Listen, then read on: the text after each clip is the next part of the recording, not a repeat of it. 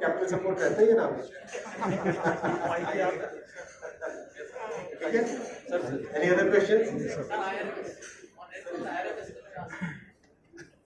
बोलो क्या क्वेश्चन आप One interesting concept that is, psychometric test.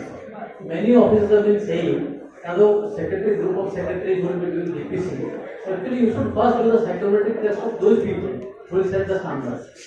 I don't know go to that level because the very good idea. Person who is selected Very good idea. An idea whose time has come. An idea whose time has come. Excellent idea.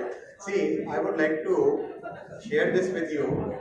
IRMS is a very, very well thought out concept.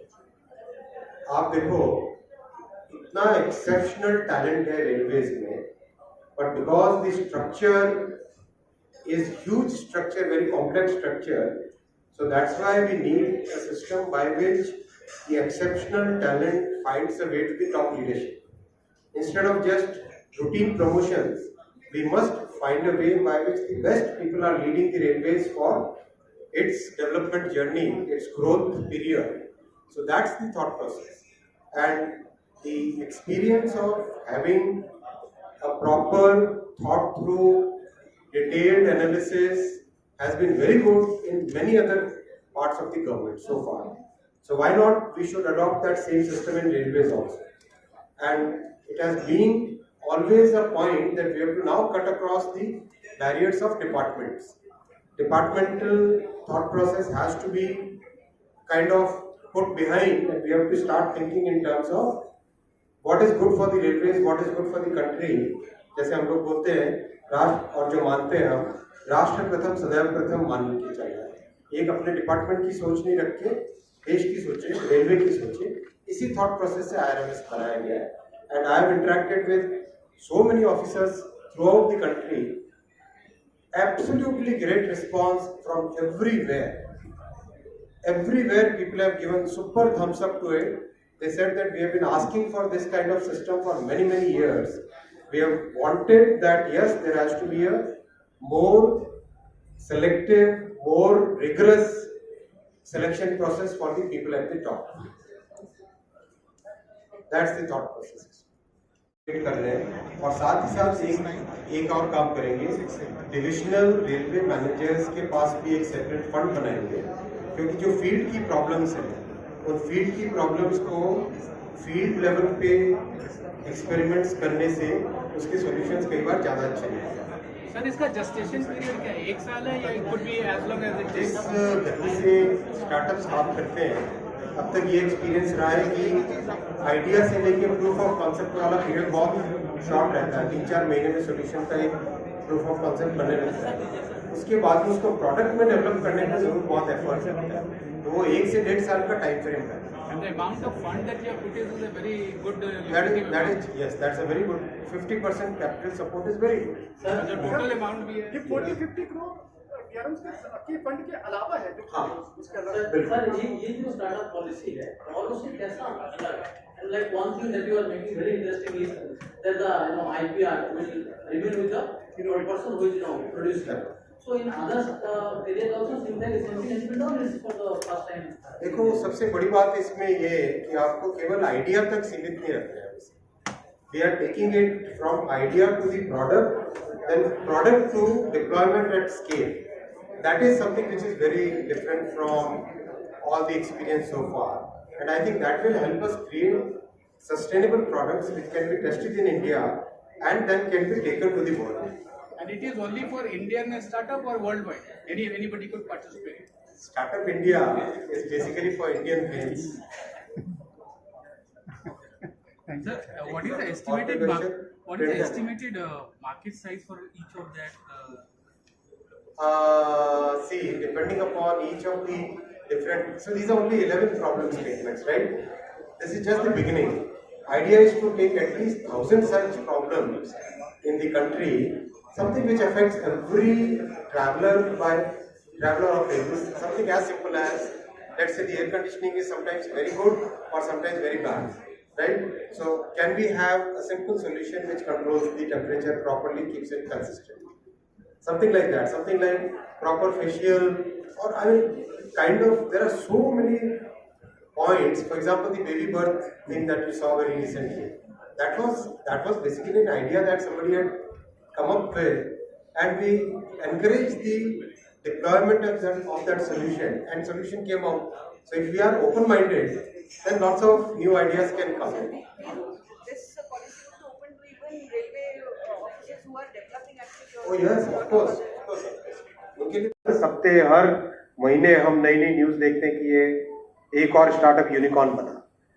ये जो सोच है जिसमें नौजवानों को साथ जोड़ के उनकी ऊर्जा को, नौजवानों की ऊर्जा को एक अच्छे सदुपयोग में ले जाना, नई टेक्नोलॉजी को अच्छे तरीके से व्यवहार में लाना, ये बहुत महत्वपूर्ण सोच है। और मुझे आज बहुत खुशी है कि हमारे रेलवे में भी इसी इनिशिएटिव का एक नया आज एक मूर्त रूप मिला। जो प्रॉब्लम स्टेटमेंट्स लिए गए वो 100 से ज़्यादा क्वेश्चंस आए थे रेलवे के विभिन्न डिपार्टमेंट से, फील्ड ऑफिसेज से, रेलवे से जुड़े हुए जितने भी लोग हैं उन सब से। उसमें से पहले चरण में 11 प्रॉब्लम स्टेटमेंट्स को लिया गया है और बहुत ही वाजिब, बहुत ही इंपॉर्टेंट प्रॉब्लम स्टेटमेंट्स है। जैसे रेल फ्रैक्चर एक ऐसा महत्वपूर्ण मुद्दा है कि अगर हम उसका कोई इनोवेटिव सोल्यूशन निकाल पाए तो मेरे ख्याल से ये कई सारे इंसिडेंट्स को रोक सकता है। हेडवे रिडक्शन, 2 ट्रेन्स के बीच में अगर गैप को हम कम करके चला लें, कैपेसिटी कितनी बढ़ सकती है। इस तरह के बहुत सारे पॉइंट्स हैं जिसको स्टार्टअप्स के सामने रखा जाएगा। और जो सबसे अच्छी बात इस नीति में ली गई है वो ये है कि केवल सॉल्यूशन प्रपोज करके पीपीटी बनाने से काम नहीं। जो स्टार्टअप सॉल्यूशन प्रपोज करेगा उसको आइडिया से लेके प्रोडक्ट तक रेलवे सपोर्ट करेगा, और एक बार प्रोडक्ट बन जाए उसके बाद में उसको डेवलपमेंट ऑर्डर अश्योर्ड रहेगा। यानी प्रोडक्ट बनने के बाद में एक अश्योर्ड मार्केट मिले, जिस मार्केट में एक बड़े स्केल पे स्टार्टअप को अपने सॉल्यूशन को डिप्लॉय करने का मौका मिले, और फिर सक्सेसफुल हो तो वो रेगुलर प्रोडक्शन में आए और बाकी लोग भी उसके साथ जुड़े। ये सोच मुझे लगता है कि आज तो नई शुरुआत है, ये अगले 4-5 वर्षों में मुझे लगता है कि भारत इतनी बड़ी लीड लेगा कि जो आज कई वर्षों तक देश में सोच थी कि भाई टेक्नोलॉजी इंपोर्ट करनी है, हमें टीओटी करवाना है, वहां से ट्रांसफर ऑफ टेक्नोलॉजी लेना है, वो रिवर्स होगा। भारत दूसरे देशों को टेक्नोलॉजी ट्रांसफर करेगा, भारत दूसरे देशों को टेक्नोलॉजी एक्सपोर्ट करेगा। यहाँ पे जो हमारे नेटवर्क में जो टेक्नोलॉजी चल जाएगी एक बार, वो दुनिया के हर नेटवर्क में चलनी है। जैसी डिफिकल्टीज हम फेस करते हैं वैसे तो दूसरे लोग करते ही नहीं होंगे। जैसे चैलेंजेस, जैसे वॉल्यूम, जैसा स्केल ऑफ नेटवर्क हमारे सामने है, वैसा तो बहुत कम देशों के पास है। तो जो हमारे यहाँ चले, एक ट्रांसपेरेंट प्रोसेस बने, इस पे एक एक्सरसाइज चल रही थी। बहुत खुशी की बात है कि आज वो एक्सरसाइज एक फर्म शेप लेके आगे बढ़ी और एक ऐसा एक प्लेटफॉर्म बना है जिसमें स्टार्टअप्स को रेलवे के साथ जुड़ने का एक बहुत अच्छा मौका मिलेगा। इसका अगर हम जो इस चीज़ की इम्पोर्टेंस समझें स्टार्टअप्स को जोड़ने की, तो शायद इमीडिएटली इसकी इम्पोर्टेंस हम रिकॉग्नाइज न कर पाए।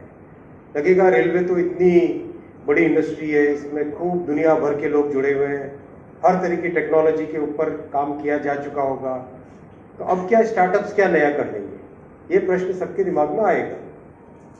मैं आपके सामने इस प्रश्न का उत्तर एक अलग पर्सपेक्टिव से रखना चाहूँगा। टेक्नोलॉजी की जो साइकिल थी, पहले बहुत लंबी साइकिल होती थी। एक बार कोई टेक्नोलॉजी बनी, वो 10 साल 15 साल तक वही टेक्नोलॉजी चलती रहती थी। अब टेक्नोलॉजी की साइकिल्स एकदम चेंज होने लग गई। आज 1-1.5 साल में नई टेक्नोलॉजी आ जाती है। तो जो इस्टेब्लिश्ड कंपनीज होती हैं, जो इस्टेब्लिश्ड इंडस्ट्री होती है, वो इतनी तेजी से उस नई टेक्नोलॉजी को अडॉप्ट नहीं कर पाती है। ऐसे में जो स्टार्टअप्स होते हैं, जो नई ऊर्जा के साथ आते हैं, नौजवान लोग जो कि एक नई सोच के साथ, जिन्होंने अपने आप को कॉर्पोरेट के बैरियर से या लेबोरेटरी के बैरियर से बांध के नहीं रखा होता है, वो लोग जो सोल्यूशन लाते हैं वो सोल्यूशन कई बार बड़ा कारगर साबित हो सकता है। मैं आपको एक छोटा सा एग्जांपल दूंगा। अभी कुछ 4-5 महीनों पहले हम लोगों ने बीएसएफ के साथ मिलके मेटी जो आईटी मंत्रालय से इसी तरह का एक इनिशिएटिव लॉन्च किया था। बीएसएफ को कहीं विदेश से आने वाली कोई ड्रोन का अगर अटैक हो, देश पे अगर कोई ड्रोन से अटैक हो, ड्रोन को कैसे पहले से पहचान लिया जाए, उसके मूवमेंट को कैसे ट्रैक किया जाए और उसमें कैसे काउंटर फोर्स किया जा सके, उसमें जो बेस्ट सॉल्यूशन दिया वो एक स्टार्टअप ने दिया और उस सॉल्यूशन को लेके आगे बीएसएफ आगे बढ़ी, उसको प्रोडक्ट में कन्वर्ट किया, प्रोडक्ट में कन्वर्ट करके उसको मेरे ख्याल से भी डिप्लॉयमेंट के स्टेज पे होगा। तो ये जो अपॉर्चुनिटी है, उस अपॉर्चुनिटी का फायदा हम सभी को लेना चाहिए। जब प्रधानमंत्री जी ने स्टार्टअप इंडिया चालू किया था 2016 में, तब लोग सोचते थे कि क्या स्टार्टअप इंडिया, लेकिन आज देखिए उस विजन का कमाल है, उस दूरदर्शिता का कमाल है। आज भारत में 102 यूनिकॉर्न्स ऑलरेडी हो चुके हैं और हर